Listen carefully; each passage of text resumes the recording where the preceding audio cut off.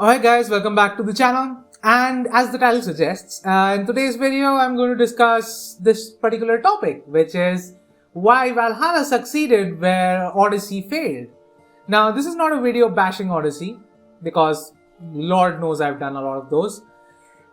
This is not a video particularly praising Valhalla, because honestly it didn't take much to beat Odyssey.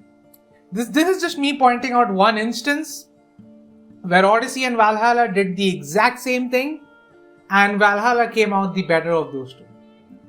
Now, of course, what I'm going to talk about will have spoilers for the order ending.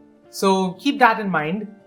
Yes, there are spoilers for the order ending here. So if you haven't played the game, if you haven't reached the final part of the order ending, either in Odyssey or in Valhalla, there are going to be spoilers for both games, obviously. So, why do I think that they are similar? Because they are. In essence, what Odyssey did with its, cult of Cosmos is exactly what Valhalla did with the Order of the Ancients. Now, maybe there are some nuances here and there. I'm not counting those. I'm simply counting, if you see the stories side by side, they are pretty much the same. Because right in the beginning, you have a run-in with the evil guys. So the cult in Odyssey, Order in Valhalla. Then of course we start hunting them down because of the story reasons, and also, you know what. Both in Odyssey and Valhalla, you have the ability to go after these Order members or the cult members and kill them. Now, right off the bat, something that Valhalla did better is that they gave some sort of a, background to these characters. Usually in Odyssey what happened was you just uncovered the clues, you find that guy, you go kill that guy, that's it, that's done. But in Valhalla though, first you get those boss fights with the zealots, so that's good. And more importantly, every single member of the Order of the Ancients, they have something to say, and sometimes you can kind of understand why they were doing what they were doing, and that was a very important piece of context that was missing in Odyssey, or maybe just overlooked in Odyssey. So already Valhalla is better, even though they are doing the exact same thing. Even though we are not really focusing as much on that storyline, they are still doing things slightly differently, and Valhalla is already doing it better. Now of course we move on to the ending.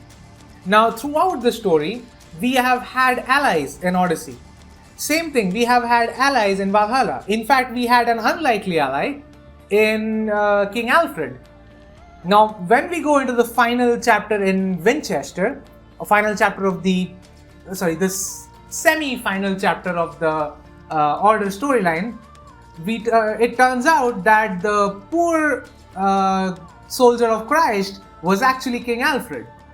Now, the reason why I'm highlighting this poor soldier of Christ is because something I didn't know at the point is that that's what the Templars call themselves. I only recently found this out, and I tweeted about it, of course.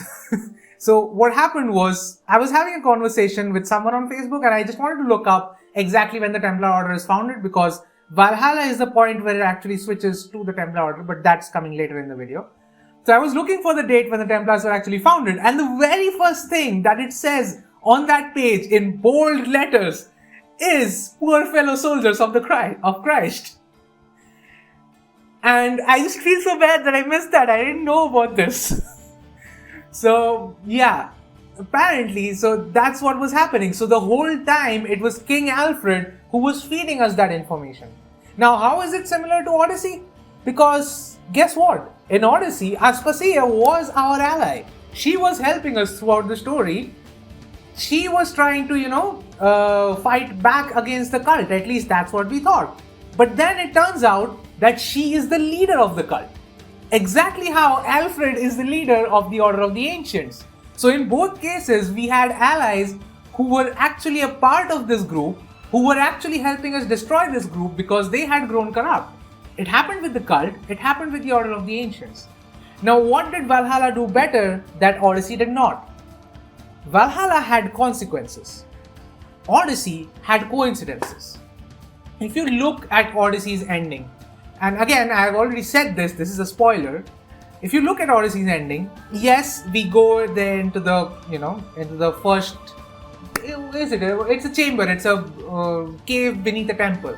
We go back there, and Aspasia is there as well, and she explains that she wanted the cult to be dismantled because they hadn't grown corrupt, and then they were seeking a king who would, help rebuild the order or rebuild the cult properly. The way the cult was supposed to be run. So at some point, of course, the cult actually got assimilated with the Order of the Ancients because the cult just stopped existing. They were just a random cult in Greece. They had actually nothing to do with the Templars. The Order of the Ancients were the Proto-Templars because they existed before the cult and they outlived the cult. And the cult eventually kind of, merged with them. So that said, that is exactly my point. There is no consequence in Odyssey. In Odyssey, when we destroy the cult, that's gone. The few remaining members, they go into the Order of the Ancients in the future and just sort of become the Order of the Ancients. Like just get assimilated with the Order of the Ancients. There is no real consequence here. And even that one cutscene that we did saw that, Cassandra doing this is going to create a series of events that will eventually lead to the Assassin's Creed lore as we know it. Honestly, even that part is not really true. Yes, Aya is a descendant of Cassandra, but Aya knows nothing about it. Aya knows nothing about the fact that Darius was her descendant, was her ancestor. She didn't know about the hidden blade. She thought Cleopatra was the one giving it to her. She didn't know that it actually belonged to a member of her family. She didn't know that. So at this point, it's much more of a coincidence than a consequence. Because if it was a consequence, then Aya would have been raised to actually know what Darius's philosophy was. And in fact, it would have made much more sense, and I would have appreciated Odyssey a lot more if that was the case. But it just created this huge plot hole without even meaning to. Of course, that was the first DLC and not really the base game, but that's still part of Cassandra's story, so I'm going to consider that as well. Now, if we move from that to Valhalla, and you look at what Valhalla did with its ending, yes, it wasn't the best. Hell, we didn't even get a cutscene. Like, in the end, when we are talking to Hytham after, Alfred gives us his seal, he's looking at the bookcase the entire time. Those are some real interesting scrolls, apparently. So, anyway, he was looking at the scrolls the whole time, and all I'm thinking is, wow, really? Really, dude? That's what you want to do? But anyway, the more important factor, of course, in all of this is that in this game, when the Order of the Ancients is dismantled, Alfred says that, he didn't like the Order because of the way they were handling things. The Order, as we knew them in Origins, had some motivations for doing good. But the Order, as we have seen in Valhalla, they were almost a fanatical cult, exactly like they were, like the cult of Cosmos were in Odyssey. I don't know if that's the influence they were going for, but yeah, it almost feels like the cult from Odyssey because, Full K and all the other, some of the high-ranking members of the Order, they were doing shit that they really shouldn't have. They were burning books and okay, you know what, burning books is something that even the other Templars did. But even other than that, they were doing things that really a Templar should never do. And when Alfred says that, now that the Order is gone, I'll finally start an order and unite them under one god. Now, of course, we know that the Templars eventually moved away from that concept, but that is where the beginning of the Templar Order actually is. In fact, the very fact that I was discussing, that he addresses himself as the poor fellow soldier of Christ, that means that he is, quite literally, the first Templar in Assassin's Creed lore. I don't know if he actually founded the Templar Order. I read the Wikipedia page, I didn't find any references to it. But he essentially was the first Templar. He was where the Templar Order essentially started, where the Order of Ancients actually became the Templar Order.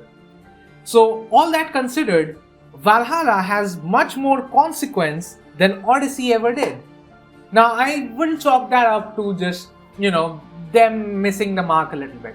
Because honestly, since they were doing exactly the same thing, it's just a matter of how you end the game and what consequences they have. In terms of Odyssey, the consequences were very low, but in Valhalla, the consequences were far-reaching because that's the beginning of the Templar Order. And in fact, the expansions are not out yet, We know for a fact that they are going to tackle the Order of the Ancients in those expansions, because it was mentioned in the main game that there were sects of the Order of Ancient in Ireland and in Francia and Ireland. So clearly that's where they are going with this. Maybe Eivor will become an assassin, or maybe Eivor will be one of those first Templars. We don't know, because he pretty much rejected the assassins anyway. So maybe he will become the first Templar.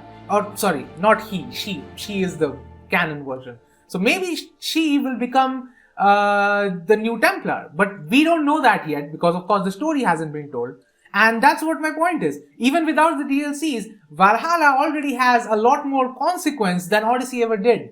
In fact, my biggest issue with Odyssey is the fact that it doesn't have any consequences to the lore. Like, yes, Cassandra was alive for 2000 years, but she didn't do anything.